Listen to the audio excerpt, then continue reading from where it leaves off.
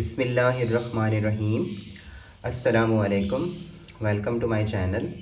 आज हम linear algebra का एक इम्पॉर्टेंट टॉपिक करने लगे हैं और उस टॉपिक का नाम है आइगन वेक्टर्स। इससे पहले हमने आइगन वैल्यूज़ के हवाले से डिस्कस किया था, तो अभी हम उसको आगे बढ़ाते हुए नया टॉपिक पढ़ने जा रहे हैं जिसका नाम है आइगन वेक्टर्स। सबसे पहले हम इसकी डेफिनेशन करेंगे और स्टूडेंट डेफिनेशन का जो पहला क्वेश्चन है वो सेम एज इट इज़ है जिसमें आपने आइगन वैल्यूज़ का जिक्र किया था। तो उसी डेफिनेशन को मैं दोबारा से पढ़ देता हूँ कि let A be any square matrix.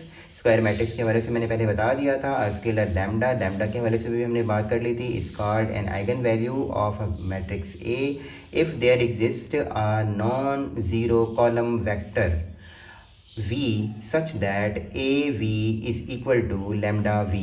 यानी कि अगर आपको कोई ऐसा वेक्टर, ऐसा नंबर मिल जाता है जिसको हमने आइगन वैल्यू कहा था और उसका नाम नंबर रखा था लेमडा, कि अगर एक ऐसा नंबर आपको मिल जाए जिसमें ए और वी का आंसर और लेमडा और वी का आंसर ये दोनों आपस में इक्वालिटी में आ जाएं, तो इस हमने लेमडा को कहा था कि ये हमारा लेमडा आइगन वैल्यू है। और इसी तरह से जो v है, अब हम v के हवाले से बात करेंगे। जो v है, v हमारे पास होगा आइगन वेक्टर।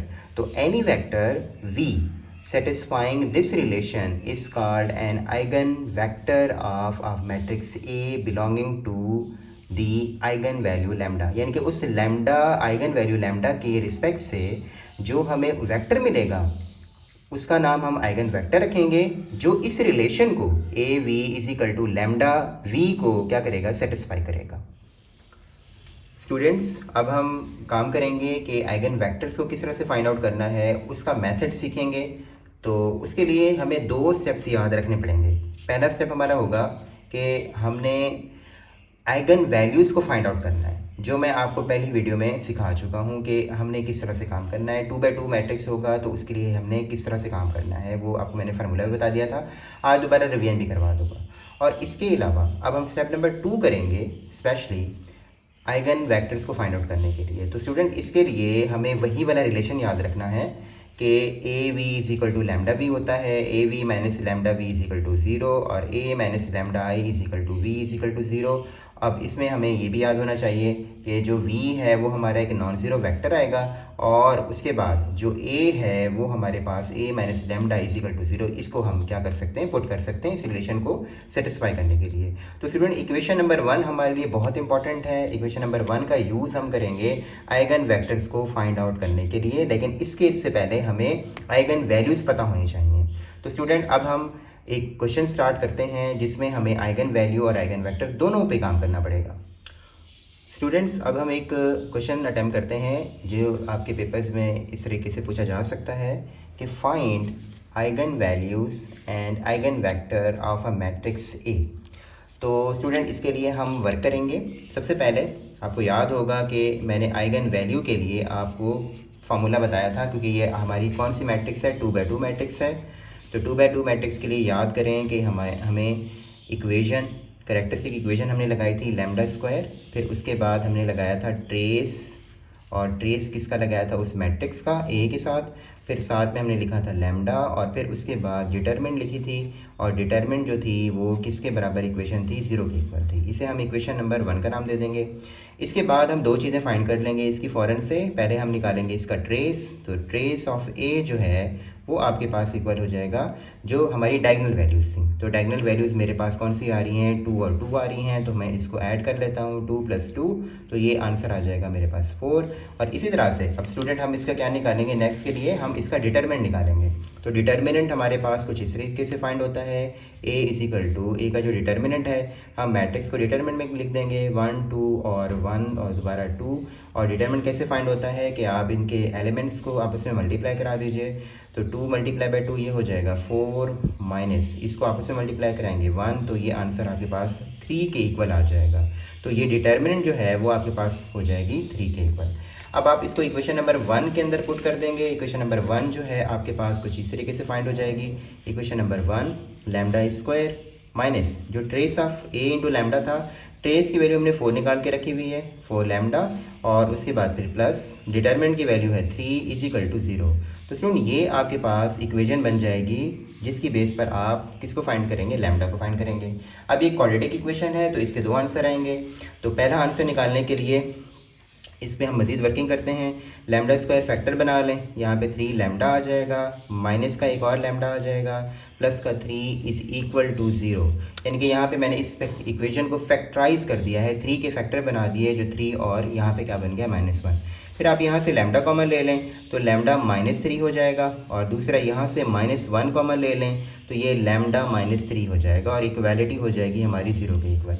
इसी तरह से स्टूडेंट्स अब हम अलग अलग इसको लिख सकते हैं। लैम्डा -3 अगेन एक फैक्टर हमारे पास है जो कॉमन आ रहा है, लैम्डा -1 = 0।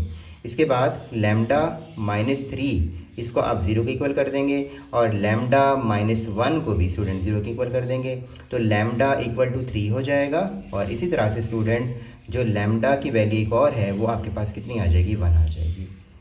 और जब मैंने आपको वर्किंग रूल पढ़ाया था कि आइगन वेक्टर का वर्किंग रूल क्या है, तो सबसे उसका पहला स्टेप यही था कि आपने लैम्डा की वैल्यू फाइंड आउट करनी है, यानी कि आइगन वैल्यूज़ की वैल्यू फाइंड करनी है आपने। ठीक हो गया। चलें अब हम आगे चलते हैं, और आगे जो है हम ये रिलेशन अप्लाई करते हैं। रिलेशन हमारे पास क्या था स्टूडेंट्स के ए, उसके बाद माइनस लैम्डा आई इंटू वैक्टर वी, और ये इक्वल था 0 के इक्वल। इक्वेशन नंबर इसे 2 बना दें। अब स्टूडेंट आपको इस पे काम करना है कि a माइनस लैम्डा आई जो है ये किसके इक्वल हो जाएगा। तो a माइनस लैम्डा आई के लिए हम a का मैट्रिक्स लिख देते हैं, a माइनस लैम्डा आई, ये किसके बराबर हो जाएगा, ये बराबर होगा, पहले आप a का मैट्रिक्स लिख दें।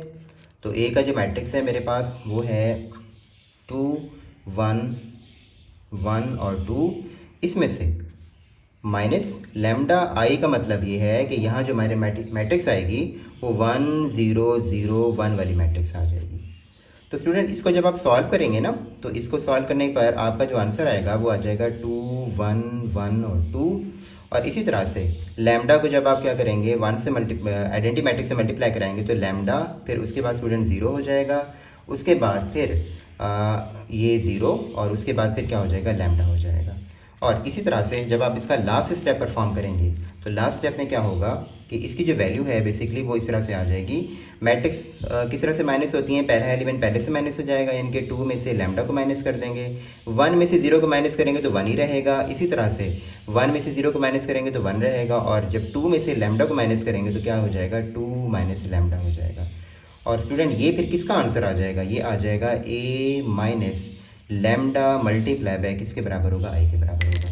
अब स्टूडेंट ये जो वैल्यू है इसे मैं पुट करूँगा इक्वेशन नंबर 2 के अंदर। तो स्टूडेंट अब इक्वेशन नंबर 2 की तरफ आते हैं। स्टूडेंट हमने इसकी वैल्यू जो है फाइंड कर ली है a माइनस लैम्डा आई की, जो इसमें मैं पुट करने लगा हूँ। तो वैल्यू हमने किस तरह से निकाली थी, ये वैल्यू थी 2 माइनस लैम्डा, यहाँ पे था 1, और इधर था स्टूडेंट 1, और इधर था आपके पास 2 माइनस लैम्डा। और स्टूडेंट इसी तरह से अब आपने v का भी लिखना है कि v हमारा एक कॉलम वेक्टर है, और कॉलम वेक्टर को आपने कुछ इस तरह से लिखना है x और y के साथ, यानी कि इस कॉलम वेक्टर के 2 कंपोनेंट हो गए, एक हमारा x हो जाएगा और एक कंपोनेंट हमारा क्या हो जाएगा, y हो जाएगा, इसलिए इसका नाम भी कॉलम वेक्टर रखा गया था। अब स्टूडेंट अब याद करें कि हमारी आइगन वैल्यूज़ थी कितनी, यहाँ पे हमारी 2 आइगन वैल्यूज़ थी, तो 1 बाय 1 आप इसको सॉल्व करेंगे। तो पहले मैं यूज़ कर लेता हूँ फॉर लैम्डा = 3, तो एक आइगन वैल्यू हमारी 3 थी। अब आप इस इक्वेशन के अंदर इस लैम्डा की वैल्यू को पुट कर देंगे, तो इक्वेशन नंबर 3 इम्प्लाइज, तो 3 हमारे पास कुछ इस तरह से हो जाएगी। अब इसके अंदर वैल्यूज ऑफ लैम्डा पुट कर दें, 2 माइनस 3, यहाँ पे 1, इधर 1, और इधर भी क्या आ जाएगा स्टूडेंट, 2 माइनस 3 आ जाएगा। और इसी तरह से स्टूडेंट यहाँ पर आपके पास क्या आ जाएगा, x और y, और ये इक्वालिटी हो जाएगी 0 के इक्वल। अच्छा, इसी तरह से स्टूडेंट अब आप क्या करेंगे, अब अगर आप इस मैट्रिक्स को सॉल्व करें तो ये बन जाएगी आपके पास 1 1, उसके बाद बल्कि -1 1, और अगेन फिर क्या बन जाएगा -1, और इसके साथ ये हमारा कॉलम वेक्टर मल्टीप्लाई हो रहा है x और y, और ये किसके इक्वल हो जाएगा, 0 के इक्वल हो जाएगा। अब स्टूडेंट इस ये दो मैट्रिसेस हैं, इनको हमने मल्टीप्लाई कराना है और बेसिकली हमारा काम क्या है कि हम इस वेक्टर को फाइंड आउट करना चाहते हैं। तो मल्टीप्लाई मैट्रिक्स की किस तरह से होती है कि हम रोज़ को उठाते हैं और कॉलम से मल्टीप्लाई कराते हैं। तो जब मैं -1 को x से मल्टीप्लाई कराऊंगा तो मेरे पास आ जाएगा माइनस का x, और जब मैं 1 को y से मल्टीप्लाई करा दूंगा तो उसके बाद प्लस का क्या हो जाएगा y। इसी तरह से स्टूडेंट अगर आप इसको मल्टीप्लाई कराते हैं तो 1 को x से मल्टीप्लाई कराएंगे, ये x बन जाएगा, और उसके बाद -1 को y से मल्टीप्लाई कराएंगे तो ये माइनस का y बन जाएगा, और ये मैट्रिक्स में बराबर हो जाएगा किसके भला, 0 के बराबर हो जाएगा। और 0 जो है हम इसको एज अ मैट्रिक्स के तौर पे लिख देंगे, तो ये 0 और यहाँ पे भी 0 लगा दें। इसमें से कोई एक इक्वेशन जो है वो आप कंसीडर कर लें, जैसे कि मैं इस इक्वेशन को कंसीडर कर लेता हूँ -x + y = 0। तो स्टूडेंट अगर आप यहाँ से x की वैल्यू फाइंड आउट कर लें तो -x = -y, दोनों साइड्स पे माइनस साइन है जिन्हें आप कैंसिल कर सकते हैं, तो x = y। तो स्टूडेंट आप देखें कि ये एक ऐसा रिलेशन है जहाँ पर x की जो भी वैल्यू रखेंगे वही वाली वैल्यू y की हो जाएगी। यानी कि अगर मैं x की वैल्यू 1 रखूँगा तो y भी 1 मिलेगा, अगर x की वैल्यू 2 रखूँगा तो y भी मुझे 2 मिलेगा। तो अगर हम इसको यहाँ पे साइड पे बना लें तो हम यहाँ पे लिखेंगे जी यहाँ पर x है सपोज करें और यहाँ पे y है। अगर x मैंने 1 रखा तो y भी मेरे पास 1 रहा, अगर मैंने x 2 रखा तो y भी 2 रहा, अगर मैंने x 3 रखा तो y भी मेरे पास कितना रहा, 3 रहा। तो इसका मतलब ये है कि अब जो मेरा वेक्टर है जो कि v का नाम है मेरे पास, तो वेक्टर को हमने v सपोज किया था और v को हमने कुछ इस अंदाज में लिखा था कि ये जी x है और यहाँ पर क्या है, y है। तो अब आपके पास इसका जो आंसर है वो स्टूडेंट कुछ इस तरह से आ जाएगा कि एक x की वैल्यू भी 1 है और स्टूडेंट y की वैल्यू भी कितनी आ जाएगी, 1 आ जाएगी। तो ये हमारा जो हमारी लैम्डा की वैल्यू 3 थी उसकी बेस पर हमारा ये पहला आइगन वेक्टर जो है वो फाइंड आउट हो गया है। स्टूडेंट्स अब हम सेकंड आइगन वैल्यू को यूज़ करेंगे और उसका आइगन वेक्टर निकालेंगे। तो लैम्डा की वैल्यू जो हमारी थी एक 3 आई थी, उसके बाद एक 1 आई थी, तो 1 के हिसाब से हम इसको सोल्यूशन इसका कर रहे हैं। अगेन हम इक्वेशन नंबर 3 के अंदर लैम्डा की वैल्यू को पुट करेंगे, तो इक्वेशन नंबर 3 अब किस तरह से बन जाएगी, ये बन जाएगा 2 - 1, ये फिर 1 है, ये 1 और अगेन ये बन जाएगा 2 - 1 हो जाएगा, और साथ में स्टूडेंट यहाँ पर आ जाएगा x एंड y जो कि हमारा कॉलम वेक्टर है और इक्वालिटी हो जाएगी अगेन 0 की। इसके बाद स्टूडेंट हम क्या करेंगे कि 2 - 1 अगर सॉल्व करते हैं तो ये अगेन 1, ये इधर भी 1 आ जाएगा, यहाँ पे भी 1 है और यहाँ पर भी 1 आ गया है, और ये मल्टीप्लाई हो जाएगा हमारे इस मैट्रिक्स से, that is x and y, और ये इक्वालिटी आ जाएगी 0 के इक्वल। अब स्टूडेंट अगेन हम दो मैट्रिसेस को मल्टीप्लाई किस तरह से करते हैं ये हम पहले सीख चुके हैं कि ये वाली मैट्रिक्स इससे मल्टीप्लाई हो जाएगी। तो स्टूडेंट ये हो जाएगा आपके पास x + y, और स्टूडेंट ये भी ये सेकेंड रो जब मल्टीप्लाई होगी फर्स्ट कॉलम से तो अगेन ये भी हो जाएगा x + y, और स्टूडेंट हम इसको बराबर कर देते हैं 0 के। अब 0 हमारा ये भी एज अ मैट्रिक्स के तौर पर अगर आप यूज़ करेंगे तो ये 0 और 0 हो जाएगा। कोई एक इक्वेशन इसमें से उठा लें, मैं दोबारा रिपीट करता हूँ कि यहाँ दो मुख्तलिफ इक्वेशंस आपको मिला करेंगे, उनमें से आपको एक इक्वेशन निकालेंगे और उसको सॉल्व करके फिर उसमें x और y की वैल्यूज़ का पता चल जाएगा। तो स्टूडेंट यहाँ पर x + y जो है वो हमारे पास इक्वल हो जाएगा 0 के। यहाँ से अगर आप x की वैल्यू को फाइंड आउट करते हैं तो x = क्या आ जाएगा, -y आ जाएगा। अब स्टूडेंट देखिए अब इन दो के दरमियान ये दो वेरिएबल के दरमियान क्या रिलेशन बन रही है। रिलेशन स्टूडेंट इस तरह से बन रही है कि x की वैल्यू अगर 1 रखेंगे तो y की वैल्यू सपोज करें अगर y की वैल्यू मैं 1 रखूँगा तो x की वैल्यू -1 आएगी। यानी कि अगर मैं इस तरह से लिख दूँ ये x है और इधर मेरे पास यहाँ पर क्या लिखा हुआ है, माइनस का y लिखा हुआ है। अब y की वैल्यू अगर मैं यहाँ पर रख देता हूँ 1 तो ये माइनस साइन के साथ आ जाएगी और x की वैल्यू कितनी रहेगी, 1 रहेगी। इस तरह से अगर यहाँ पे 2 रखा जाए तो ये कितना हो जाएगा, ये -2 हो जाएगा। इसी तरह से अगर ये 3 रखा जाए तो स्टूडेंट ये कितना हो जाएगा, -3 हो जाएगा। यानी कि इनके अपोजिट साइन हो जाएंगे, हैं ये आपस में इक्वालिटी में लेकिन इनके अपोजिट साइन हो जाएंगे। तो इस बेस पर मेरा जो आइगन वेक्टर बनेगा नया वाला, जिसका नाम हम रख लेते हैं, चलें इसको पहले वाले को v1 और इसको v2 रख लेते हैं। तो जो v2 होगा ये स्टूडेंट किसके बराबर आ जाएगा, ये x और क्या था हमारे पास y था। तो x और y की जो वैल्यूज़ हैं आप देख रहे हैं कि अगर एक वैल्यू हम रखते हैं पॉजिटिव तो y की वैल्यू हमारी क्या बन के आ जाती है, नेगेटिव बन के आ जाती है। तो ये स्टूडेंट इस तरह से इसका आंसर हो सकता है 1 और -1। तो स्टूडेंट हमने याद करें हमने डेफिनेशन क्या पढ़ी थी, हमने ये पढ़ी थी, इसकी ज़रा चेकिंग कर लेते हैं एक स्टेप की। हमने डेफिनेशन ये पढ़ी थी कि अगर हमारे पास कोई मैट्रिक्स A है और इसके साथ कोई वेक्टर V है और ये बराबर होगा लैम्डा टाइम और उस वेक्टर के।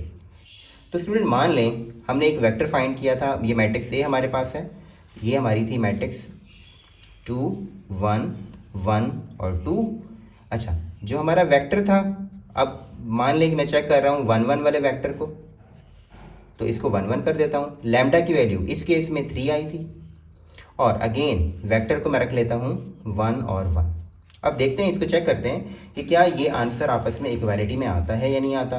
तो 2 + 1, और इसी तरह से स्टूडेंट 1 प्लस कितना हो जाएगा 2, और स्टूडेंट अगर मैं यहाँ पर मल्टीप्लाई कराऊँ तो ये कितना हो जाएगा, ये 3, और ये भी कितना हो जाएगा, 3 हो जाएगा।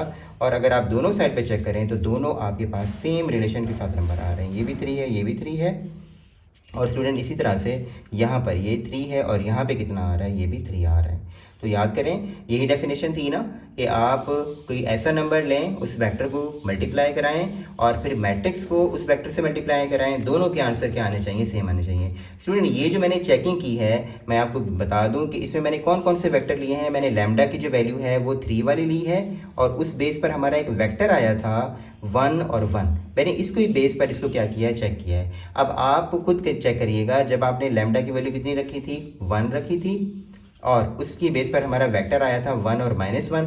ये स्टूडेंट आपने खुद चेक करना है, और फिर मुझे आपने कमेंट में बता देना है कि ये वेरीफाइड है या नहीं है। Thank you.